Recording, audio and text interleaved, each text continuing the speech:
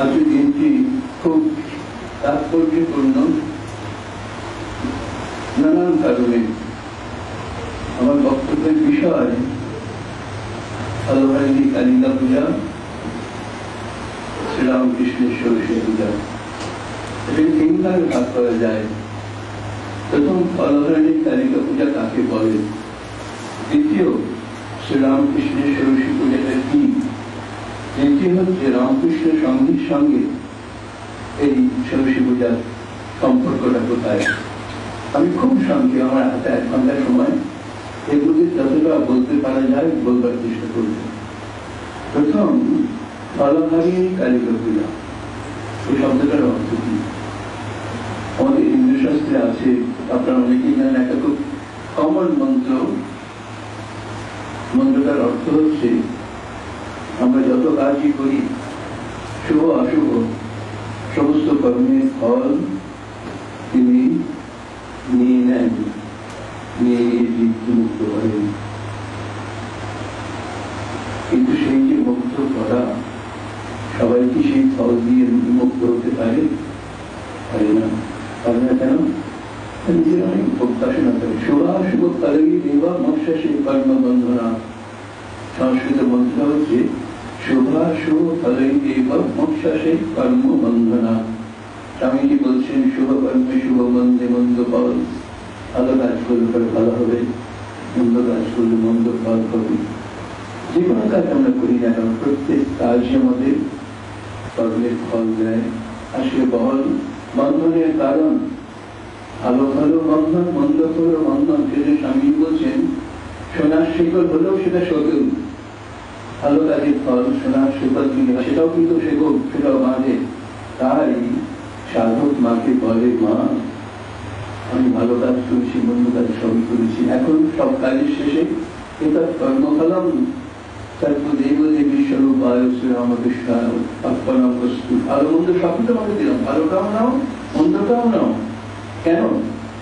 এই মন্দ ফল যেমন আমাকে বন্ধন করে, ভালো ফল বাঁধে। কেন? এই শব্দ সুখীর বাসনা, সেটাও বাসনা। সুতরাং জীবের যত কিছু কামনা বাসনা আছে, প্রত্যেক কামনা বাসনা ফল সঞ্জাত, তার কর্মফল সঞ্জাত। মা ব্রহ্মময়ী কৃপা করে তার সেই আত্ম সন্তান, তার সেই ব্যাকুল সন্তান, সংসার সন্তপ্ত সন্তান, সে যদি মার কাছে প্রার্থনা করে, মা জ্বলে পড়ছি, জ্বলে পড়ে মরে যাচ্ছে, একেবারে বাঁচাও বাঁচাও রক্ষা করো, সেই রকম তাপিত সন্তানকে মা তার সর্ব কর্মফল, শুভ অশুভ সমস্ত কর্মফল থেকে তাকে মুক্তি দেন, রক্ষাভাবে দেন, রক্ষা করেন। বেশ, তোমার যদি সত্যি সত্যি আত্মীয় চাইবার ইচ্ছে না থাকে, সে ভালো হোক মন্দ হোক, সবকিছু তুমি আমাকে দিতে পারবে, আমি খেয়ে নেবো, আমি তোমার সব ফল নিয়ে নেবো।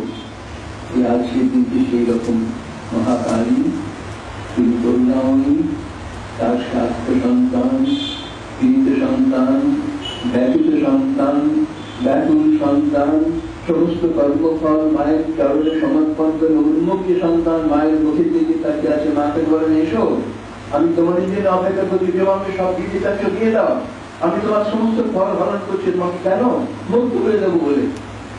ভালো ফলের বন্ধন, খারাপ ফলের তো বন্ধনই। আর এই বন্ধনে যারা তোমায় সহ্য করতে হবে না।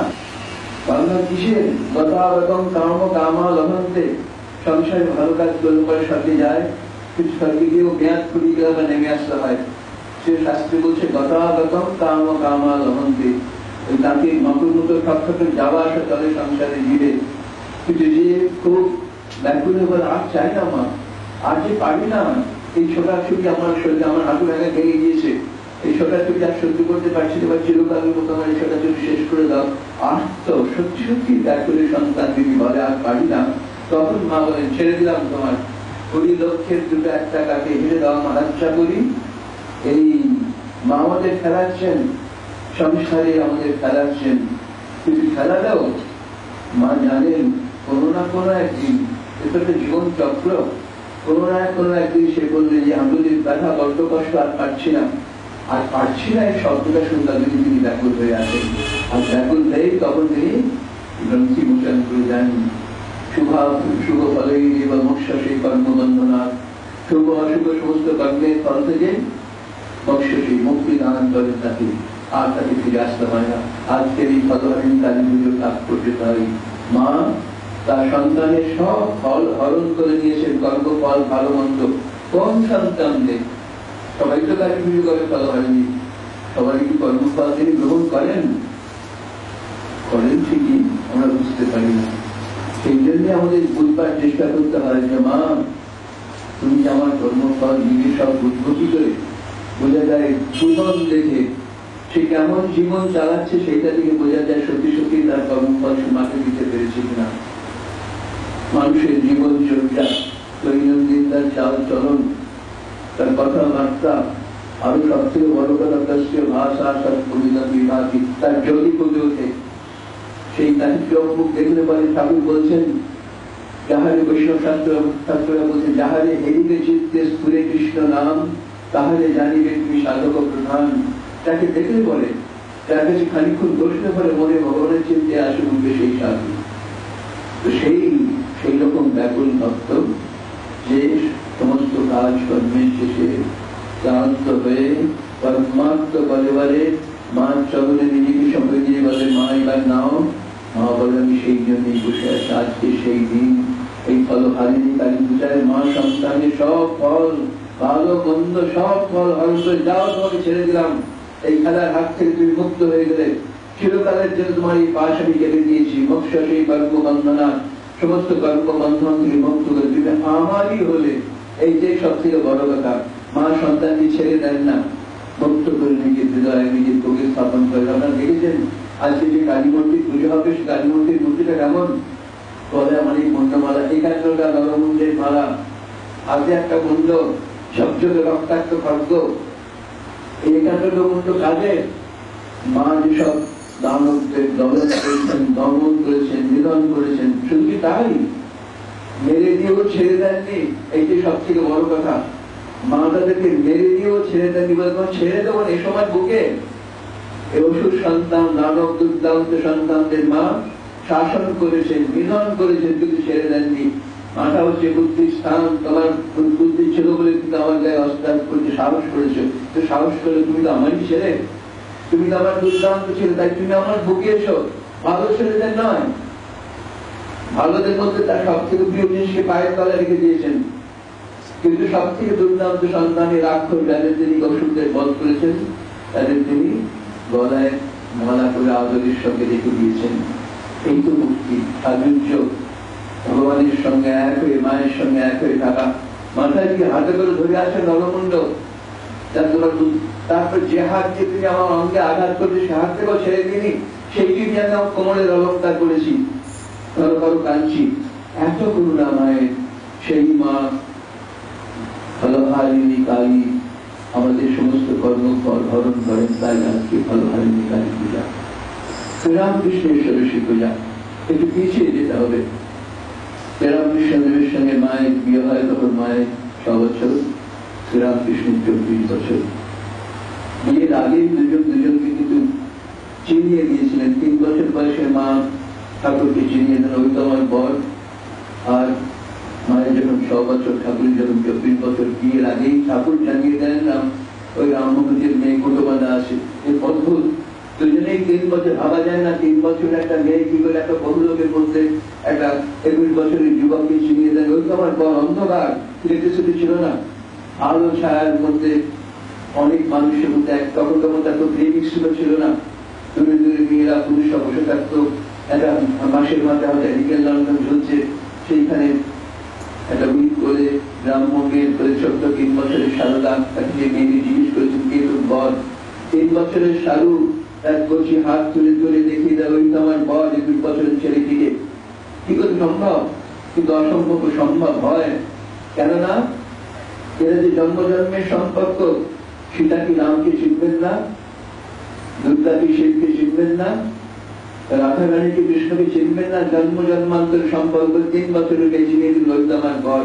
আর ঠিক তার উল্টো, ঠাকুরের বিয়ের জন্য সকলের দুর্ভাবনা, পাতলা বাজায় কি যে বিয়ে করবে, তাহলে সে সামর্থ্য নেই যে বেশি টাকা দিয়ে অনেক দূর থেকে মেয়ে আনবে।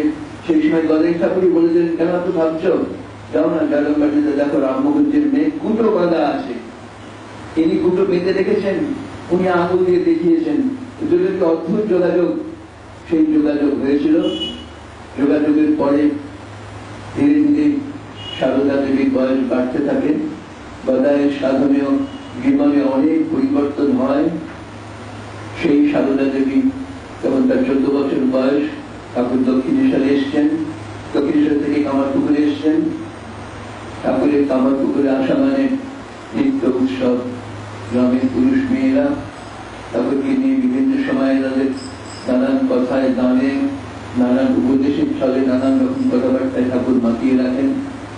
ঠাকুর মেয়েদের নিয়ে একরকম রসিকতা, পুরুষদের নিয়ে আরেক রকম কাহিনী শোনান। সেই সময় ঠাকুরের ঘরের দাওয়াতে চাটাই পেতে চতুর্দশী সারদা তিনিও বসে বসে শুনতেন বলে আমাদের মনে হয়, কিন্তু শুনতেন কি? হঠাৎ একদিন দেখা গেল একজন কোন ব্রাহ্ম মহিলা ঠাকুরের কথা শুনছেন, তিনি পেছন ফিরে তাকিয়ে দেখে ঘুমোচ্ছে পড়ে পড়ে। সারদা চাটাই করে ঘুমোচ্ছে। তখন সেই মেয়েটি স্বাভাবিক ভাবেই সে বলে উঠল, এত ভালো ভালো কথা হচ্ছে, সারু কিছু শুনল নি? এত ভালো ভালো কথা হচ্ছে, সারু কিছু শুনল নি? তখন যিনি কথা বলছেন তিনি বলতেন, না না, ও কি কিছুতেই তুলনি। ও যদি এসব কথা শোনে চান দৌড় মারবে। কোথায়? পালিয়ে যাবেন, চলে যাবেন। 14 বছরের সারদা তার বাপের বাড়ি চলে যাবেন না। ঠাকুর বলেছিলেন, যথা সময় তাকে জানাবো। এই গ্রামের মেয়েরা জানতেন না সারদাকে, কিন্তু যার সঙ্গে সারদার এই সম্পর্ক তিনি জানতেন কে সারদা। তাই তিনি সাবধান করে দিচ্ছেন, আমি যে তত্ত্বের কথা শোনাচ্ছি তোমাদের কাছে গল্পের মধ্যে দিয়ে, সে তত্ত্বের তত্ত্বীভূত মূর্তি হচ্ছে এই চতুর্দশী সারদা।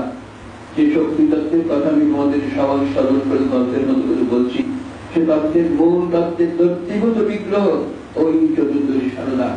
তোমরা জানো না, কিন্তু আমি জানি। কিন্তু এখন যদি তিনি তার সেই তত্ত্বের কথা শুনতে পান, শোনার সঙ্গে সঙ্গে তার মন সেই তত্ত্বের ঋণ হয়ে তিনি চুঁচার ভেতর দিকে রূপ মারবেন, তার শরীর পরিত্যাগ করবেন। এমনি আঘাত, সে আধারে যদি ঐশ্বরিক তত্ত্বের স্বস্বরূপের বর্ণনা সেখানে হচ্ছে, শক্তি তত্ত্ব হচ্ছে, স্বস্বরূপের বর্ণনা যদি শোনেন, ব্রহ্ম ওই মহাত্মের সেই ব্রহ্মতত্ত্বে, সতীয় তত্ত্বে, শক্তি তত্ত্বে ঋণ হয়ে যাবে। তাই ঠাকুরের ভয় কত সম্ভ্রমে, কত লজ্জায়, কত কুণ্ঠায় ঠাকুর মাকে তখন আবৃত করে রেখেছিলেন। সেই আমার পুকুর থেকে আরো কিছুদিন পরে অষ্টাদশী সারদা জয়রামবাটিতে আসেন। খবর গেল দক্ষিণেশ্বরে শ্রীরামকৃষ্ণ উন্মাদ। গ্রামের মেয়েদের কাছে একটা মজার ব্যাপার, গ্রামের মেয়েরা বলতো, সাধু তো কত কষ্ট হচ্ছে, স্বামীটা পাগল। শ্যামা সুন্দরী দেবীকে এসে বলতো, আপনি পাগলই থাক, আপনার জামাই পাগল। বারবার পাগল শুনতে শুনতে কোন নারীর মন চঞ্চল না হয়, মারও মন ব্যাকুল হয়েছিল। মার তখন মনে একটা অদ্ভুত ইচ্ছে জেগেছিল। কিন্তু ভাববার ছোট্ট একটা কথা, সাধারণ নারীরা বলে স্বামীকে আমার দরকার, কিন্তু মা বলেছিলেন ওর যদি সত্যি সত্যি ওই রকম অবস্থা হতো, আমাকে ওর দরকার। ভাববার জিনিস। মা বলছেন যদি উনি এইরকম অসুস্থ হয়ে থাকেন তাহলে আমাকে ওর দরকার, এখন আমার যাওয়া দরকার, আমার প্রয়োজনে নয়। সাধারণ নারীর সঙ্গে সারদা দেবীর তফাৎ নেই, আমার তাকে দরকার। আমি তার বউ, আর মায়ের উল্টো, উনি আমার স্বামী, আমাকে তার দরকার। কেন দরকার এরপরে শুনতে পাবো। এই যে মায়ের দরকার বোধ, মা কিন্তু মুখ করে বলতে পারেন নির্লজ্জায়। একমাত্র ভানি পিসি, যার নাম তার চলতি নাম ছিল ভানি পিসি, ভানি পিসির কাছে তার মা বলে ফেলেছেন কোনো সময়। ভানি পিসি বললেন দেখছি কি করা যায়। ভানি পিসি গিয়ে রামমোহনজিকে বললেন, তোমার মেয়ে তার স্বামীর কাছে যেতে চায়। ঠিক সেই সময় চৈত্র মাস, 1872 মার্চ, খুব দুটো মমতা, কেউ বলে দোল পূর্ণিমা, কেউ বলে বারুণী স্নান, ঠিক পরিষ্কার করে। কিন্তু সময় হচ্ছে 1872 মার্চ মাস, ইংরেজি। রামমোহনজি বলে, কেন আমি নিয়ে যাবো, আমি মেয়েকে স্বামীর কাছে পৌঁছে দেবো। তারপরে বিখ্যাত ঘটনা, মা পথে নেমেছিলেন, পথ চলতে অনভ্যস্ত মা একটা জমিতে দারুণ জলে বেহুশ হয়ে পড়েন। সেই বেহুশ অবস্থাতেই মার দর্শন হয় এক অদ্ভুত। তিনি দেখেন তার মাথার উপরে একটা কালো মুখ ঝুঁকে পড়ে আছে, এক মাথা চুল, তার কপালে ডগডগে সিঁদুরের টিপ। সেই কালো মেয়েটি মার মাথায় হাত ধরিয়ে দিচ্ছেন। মা তাকে জিজ্ঞেস করেছে, তুমি কোথেকে আসছো? তিনি বললেন, দক্ষিণেশ্বর থেকে। তখন মা বললেন, দক্ষিণেশ্বর? বড় সাত ছিল, সেখানে আমি যাবো, তার সেবা করবো। তখন সেই মেয়েটি বলল, চিন্তা কিসের, তুমি তো যাবেই, তোমার জন্যই তাকে সেখানে আটকে রেখেছি। তখন সেই মা বললেন, তুমি কে হবো, এতদিন আমার কাছে এসেছো? সেই কালো মেয়েটি বলে, আমি তোমাদের বোন হই। দক্ষিণেশ্বর থেকে স্মশান ভবদায়িনী শারদার ভগ্নী, তিনি নেমে এসেছেন তার এই ছোট বোনটি, আদুরের বোনটিকে তার স্বামীর কাছে পৌঁছে দেবেন বলে। মায়ের মা ভবতারিণী স্নেহস্পর্শে সারদা দেবী ঘুমিয়ে পড়লেন। পরদিন যখন ঘুম ভাঙল, মা তার বাবাকে বলেন, শরীরটা অনেকটা ঝরঝরে, যেতে পারবো। কিন্তু দক্ষিণেশ্বরের বড় দিদি তখনও তিনি নিশ্চিত হননি। হঠাৎ একটা পালকি ছুটে গেল। দুর্বল মন ফিরে যাবে, বড় দিদি কি সেটা সহ্য হয়? একটা পালকি এসে গেল, যেটা আসার কথা নয়। রামচন্দ্র প্রভু যে পালকি বেড়াতে জিজ্ঞেস করে, তোমরা এখানে কি করে এলে? বলে, কাছের গ্রামের একজন বাবুর যাওয়ার কথা ছিল, তিনি যাবেন না, তো আমরা ফেরত যাচ্ছি খালি পালকি নিয়ে। ভবতারিণী দুর্বল মনকে পায়ে হেঁটে যেতে নয়, তো পালকির ব্যবস্থা করবেন। পালকিতে করে মা এসে পৌঁছলেন গতিবাটি। সেখানে নৌকো করা হলো। সেই নৌকো নিয়ে রামমুখর্জি আর সারদা দেবী দক্ষিণেশ্বরে যখন পৌঁছলেন, তখন রাত 9টা। রাত্রি পৌঁছতেই ঠাকুর চটি মা শুনেছেন ঠাকুর পাগল, মার বলে উঠবে। মায়ের নৌকো ঘাটে পৌঁছতে দেখা গেল ঠাকুর চটি ফটফট করতে করতে চারটে ঘাটে এসে হাজির। ধীরে ধীরে মা এক গলা ঘন্টাকে যেমন যান সেখানে গিয়েছেন, রামমুখর্জিও গিয়েছেন। প্রথমেই ঠাকুর মাকে বললেন, তুমি সেই এলে, কিন্তু আমার ডান হাত ভেঙে গিয়েছে, সেজুবাবু নেই, কে তোমার দেখাশোনা করবে? মা অবাক, শুনেছিলেন পাগল, কিন্তু কোথায় এত আন্তরিক, এত ভালোবাসা, আমার জন্য এত উদ্বেগ? তুমি সেই এলে, অর্থাৎ দেরি করে এলে, আরো আগের ভালো হতো। কেন ভালো হতো? তুমি অনেক আলোচনা পেতে কার কাছে? সেজুবাবু, মথুরবাবু 1871 16 জুলাই মারা গিয়েছেন। তারপরে এসেছে বলতে, আমার ডান হাত ভেঙে গিয়েছে, কে তোমার দেখতে? কিন্তু ডান হাত ভেঙে গেল, ঠাকুরের বাঁধ ছিল। ঠাকুর নিজেই, তিনি মাকে বলে, তোমার শরীর ভালো নেই, তুমি চলো আমার বাড়ি থাকবে। জানেন দক্ষিণেশ্বর দুটো ঘাট, বড় ঘাটে ঠাকুর থাকতেন, ছোট ঘাটটিতে মা থাকার ব্যবস্থা হলো। তখন নববাসী ঠাকুরের মা চন্দ্রা দেবী আছেন। ঠাকুর ব্যবস্থা করলেন, তুমি রাত্রিতে থাকবে আমার কাছে, তোমাকে ডাক্তার দেখানোর সব ব্যবস্থা হবে। দিনের বেলায় এখানে অনেক লোকজন আসে, কিন্তু আমার মার কাছে গিয়ে থেকো। 8 মাস মা এই ঠাকুরের ঘরে পাশাপাশি দুটি শয্যায় থাকতেন। কেন? এই যে কি বড় প্রশ্ন। সন্ন্যাসী শ্রীরামকৃষ্ণ, তিনি তার বিদায়িতার পত্রিকে, এই তখন মায়ের বয়স 18-19, এই পূর্ণ যুবতী পত্রিকে কেন নিজের শয্যায় রেখেছিলেন? আর একটু পিছিয়ে যাওয়া। ঠাকুর যখন সন্ন্যাস নিয়েছেন, তখনই জানতে পেরেছিলেন, প্রশ্ন করে জেনেছিলেন শ্রীরামকৃষ্ণ বিবাহিত। ঠাকুর বলেছিলেন, বিবাহিতের পক্ষে কি সন্ন্যাসটা সম্ভব? উত্তর বলেছিলেন, হ্যাঁ সম্ভব, যদি তোমার এই চিন্তায় আসে সন্ন্যাসে কি হয়, জগতে তার লিঙ্গালিঙ্গ ভেদ থাকে না, সর্বত্র তার ব্রহ্মানুভূতি হয়, সর্বত্র তার আত্মানুভূতি হয়। তুমি যদি সত্যি সত্যি সন্ন্যাসে প্রতিষ্ঠিত হয়ে থাকো, হতে পারো, তাহলে তোমার নিজের তদ্বিতে বুদ্ধি তো আসবেই না, নারী বুদ্ধিও আসবে না। সর্বত্রই ব্রহ্মের জ্ঞান বিভূতির ভেদ আছে, সকলের মধ্যেই সে এক ব্রহ্ম প্রতিভাত। এই তত্ত্বে যদি তুমি প্রতিষ্ঠিত হতে পারো, আমার আপত্তি নেই, তুমি বিবাহিত হলেও সন্ন্যাস পাবে। তখন ঠাকুরের আর একটা সমস্যা। ঠাকুর আচ্ছা ঠিক আছে, জিজ্ঞেস করে আসে আমার মা কি বলেন। তো তখনই ভাবলেন যে গর্ভধারিত নহবতে আছেন, সেখানে যাচ্ছেন। কিন্তু দেখলেন নহবতের দিকে না গিয়ে উল্টো গিয়ে মন্দির দিকে যাচ্ছেন। মন্দিরে গিয়ে তার মার সঙ্গে কি কথা হলো তিনি জানেন। তিনি এসে তোতাপুরীকে বললেন, হ্যাঁ মা অনুমোদন দিয়েছেন। তোতাপুরী ভাবলেন ছেলেটা সরল, কিন্তু এখনো তার পূর্ণ জ্ঞান হয়নি। আমার পাথরের প্রতিমার কাছে গিয়ে বিশাল কথাগুলো বলে পূর্ণ জ্ঞান। তোতাপুরী এই যে ব্রহ্মের প্রাসদ, আচার্য শঙ্করের এই ভ্রান্তি ছিল। এমনকি নরেন্দ্রনাথের জীবনেও এই ভ্রান্তি ছিল, শক্তিকে মানতেন না। আর শক্তি না মানলে পরে জগতে তার পরিপূর্ণতা আসে না। শক্তিকে মানানোর জন্য আচার্য শঙ্করকে সারঙ্গন্নপূর্ণা কাশীতে অনেক ছলনা করেছেন। শেষ পর্যন্ত শঙ্করের কান ধরে বলতে বাধ্য হয়েছেন, গতিষ্কম গতিষ্কম অমেকা ভবানী। অদ্বৈত বিজ্ঞানী ব্রহ্মবিদ্যায় শ্রেষ্ঠতম আচার্য শঙ্কর, তিনি বলতে বাধ্য হয়েছেন, মা তুমি ছাড়া গতি নেই, পূজা জপ ধ্যান কিছুই জানি না, এখন এইটুকু জানি, গতিষ্কম গতিষ্কম অমেকা ভবানী। নিত্যানন্দ করি পরাভয় করি সৌন্দর্য মাহেশ্বরী, এই বিরাট মন্ত্র। সবশেষ কথা কি? ভিক্ষাং দেহি কৃপাবলম্বন করি মাতা অন্নপূর্ণেশ্বরী। কি ভিক্ষা? জ্ঞান ও বৈরাগ্য সিদ্ধার্থম ভিক্ষাং দেহি মহামায়। জ্ঞান বৈরাগ্য অন্নপূর্ণের কাছে চাইছেন শঙ্কর, এত বেদান্ত করে। নরেন্দ্রনাথও তাই। নরেন্দ্রনাথ ব্রাহ্ম সমাজের খাতায় নাম লেখানো, নরেন্দ্রনাথ সেই শক্তি মানতেন না। ঠাকুরকে বলতেন, তোমার মা নরেনকে রাখালকে গালাগালি দিয়েছে, কেন মন্দিরে যাস? সেই নরেন তিনি নিজে বলছেন, I had to struggle 6 years. I hated her because of her work. আমি 6 বছর ধরে কালীকে মনে করে তার সঙ্গে অনেক যুদ্ধ করেছি, আমি ঘৃণা করতাম তার কাজকর্ম। But at last I had to surrender. শেষ পর্যন্ত আমাকে আত্মসমর্পণ করতে বাধ্য হয়েছিল। কেন? তখন আমার তো হার্ট পৃথিবীতে বলছেন, তখন আমার খুব দুঃসময় যাচ্ছিল, বাপ মারা গিয়েছে।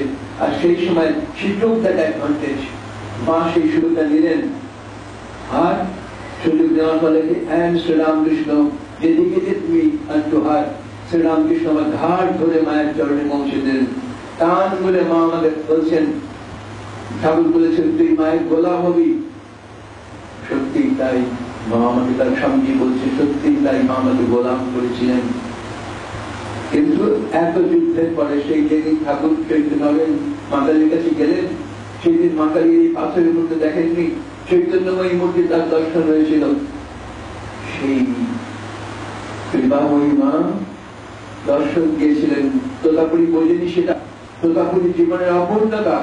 তিনি এই নির্গুণ ব্রহ্মেরই বিশ্বাস করতে, শক্তিকে মানতেন না। সেই তোতাপুরি দেখে তার নতুন যে শিষ্য হবে সেই মন্দিরে যাচ্ছে, পাথরের সঙ্গে কথাবার্তা বলে এসে তার বিষয় নিয়ে এলো, সন্ন্যাস হয়ে গেল। সেই সন্ন্যাসের সময় একটি মাত্র কথা ছিল, জগতের সব কিছুর মধ্যে কি তুমি সেই অদ্বৈত ব্রহ্মের তোমার অনুভূতি হয়? স্ত্রী পুরুষ জীব জন্তু আব্রহ্ম স্তম্ভ পর্যন্ত কীট পতঙ্গ সবকিছুর মধ্যে তোমার সেই এক চৈতন্যের অনুভূতি হয়? যদি হয় তাহলে তুমি ঠিক ঠিক ব্রহ্মজ্ঞানী। সেই অদ্বৈত বিদ্যা সন্ন্যাসের পরে অনেকদিন জেনে গিয়েছে, সেখান থেকে 73। এই তখন এতদিন পরে শ্রীরামকৃষ্ণ বলে নিজেকে পরীক্ষা করে দেখি, সত্যি সত্যি আমি সেই ব্রহ্মবিজ্ঞানে প্রতিষ্ঠিত কিনা। সন্ন্যাসী গুরুর কাছে যে কথা দিয়েছিলাম, সে কথা সত্যি সত্যি আমি নিজেকে পরীক্ষা করবো।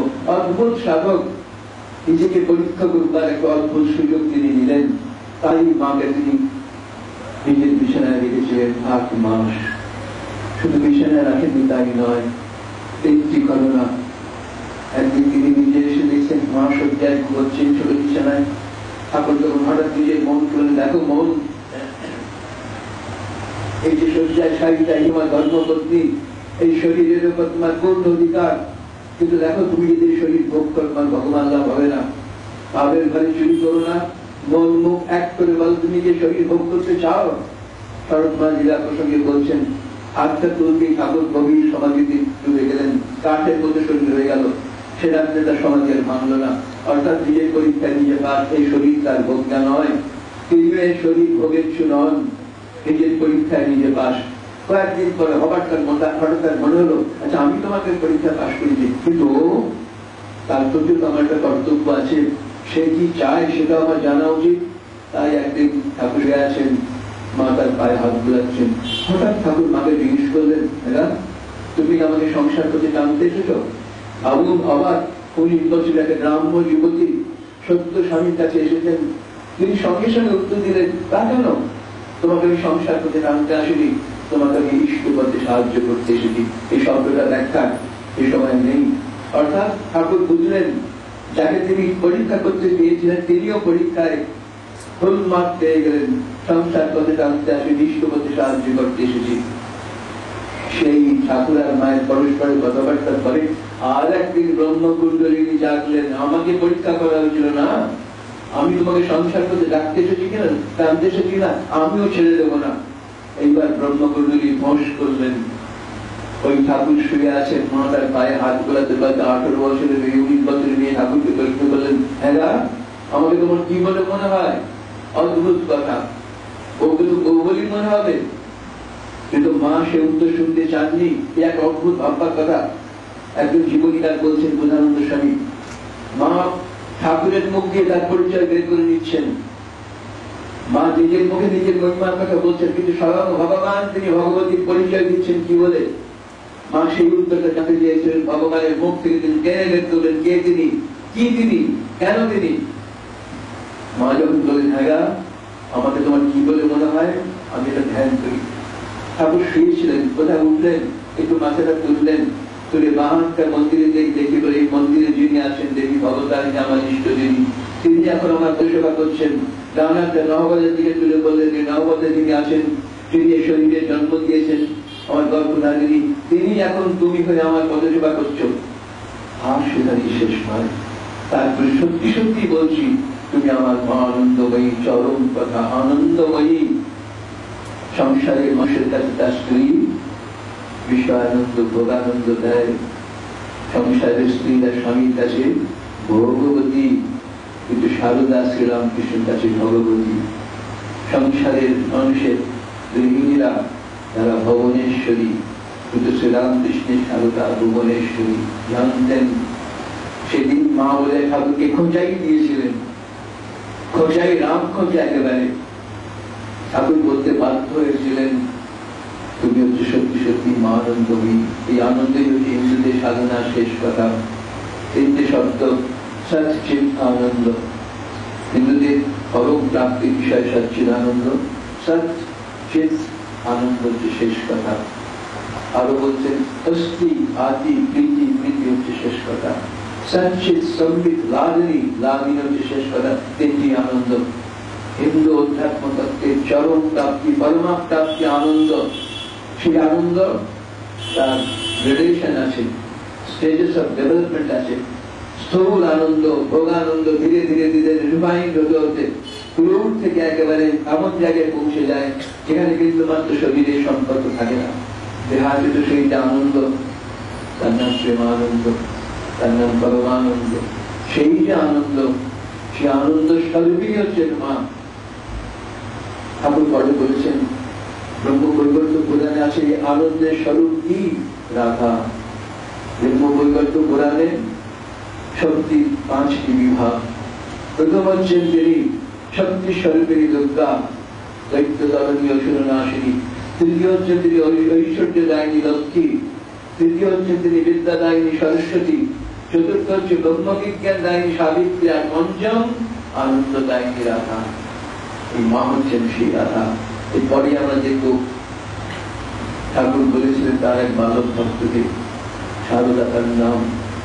সারদা তখন ঠাকুরের কাছে অনেক সন্তানরা এসে গিয়েছে, ঠাকুর সবাইকে নানান ভাবে সাধন পথে সাহায্য করছে, কিন্তু বালকের মনে অত্যন্ত দুশ্চিন্তা। সে সন্ধ্যা একদিন ঠাকুর গিয়ে বলে, মশাই আপনি সবাইকে এত এত বলছি সাধক, আমাকে তো কিছু বলছেন না। তখন ঠাকুর তার অদ্ভুত প্রথমে দেয়, ওর জন্য আরো বড় একজন আছেন। সবাই বলল, আপনার তো বড় করে, হ্যাঁ কে তিনি, কোথায় তিনি? তিনি আছেন রহমতু। কে তিনি? অনন্ত রাধার মায়া কমনে না যায়, কবি কৃষ্ণ কবি নাম হয় রয় যায়, বাপ হয় যায় রয়। এই অনন্ত রাধা, অনন্ত রূপিণী রাধা হচ্ছে সেই সারদা। তিনি হচ্ছে সেই আনন্দের পরাকাষ্ঠা। সে আনন্দ মানুষ চায়, সেই আনন্দের শেষ যে আনন্দ, সে আনন্দ হচ্ছে রাধা। সেই রাধা হচ্ছে রাধা সারদা। আমার লেখা আছে রাধা সারদা বৃন্দাবন লীলা। এর মধ্যে রাধা তত্ত্ব বলেছি বিরাট করে, রাধা তত্ত্বের সঙ্গে আমার সময় নেই। মোটের উপর মূল কথা, সেদিন মাকে ঠাকুর বলেছিলেন, সত্যি সত্যি বলছি তুমি আমার মা আনন্দময়ী। হয়ে গেল 8 মাস প্রায় শেষ। ঠাকুরের মনে একটা বিচিত্র ইচ্ছা লেগেছিল এই আজকে দিনেতে। সকালবেলায় তিনি তার আত্মীয় রামলাল ভাইপো, রামলাল তখন মন্দিরে পুজো করে, তারপর দেখা পেল আজকে খুব ভালো কালী পুজোর দিন, রাত্রে আমার ঘরে একটা রহস্য পুজো, একটা গোপনীয় রহস্য পুজো জোগাড় করে রাখিস। আর তোর খড়িকে বলিস মন্দিরে যখন পুজো আরম্ভ হবে শঙ্খঘণ্টা বাজবে, সে যেন আমার ঘরে আসে। সেই রাত আজকে, সেই রহস্য পূজা, অলহারিণী কালী পূজা রাত। কিন্তু শ্রীরামকৃষ্ণ সেদিন কালী পুজো করেন।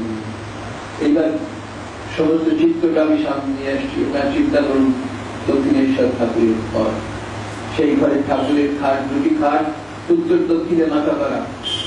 সেই ঘরের পশ্চিম দিকে গঙ্গার ধারে যে গোল দরজা, সেই দরজার কোণে উত্তর পশ্চিম কোণে একটা মাটির ডালা থাকতো। সেই মাটির ডালার পাশে একটা পূর্ব দিকে মুখ করে কাঠের পিড়ি পাতা হলো, পূর্ব দিকে মুখ করে খাট থাকলো ডান দিকে। সেই খাটের পাশে অর্থাৎ পূর্ব দিকে মুখ করে যে পিড়ি, তার ডান হাতের দিকে আর একটা পিড়ি আলপনা দিয়ে কাঠের পিড়ি রাখা হলো। এই পিড়িটা এখন আমাদের বিলেনে আছে, কিন্তু আলপনাটা নেই। এই ডান দিকে যে পিড়িটি, সেই পিড়িটি উত্তর দিকে মুখ করে অর্থাৎ পঞ্চবটির দিকে মুখ করে, আর তার পাশে যে পিড়িটি, সেই পিড়িটি পূর্ব দিকে মুখ করে। তিনি পূর্ব দিকে মুখ করে যে পিড়িটি পাতা, সেটিতে ঠাকুর বসেছেন। বসে পূজা পবিত্র করছেন।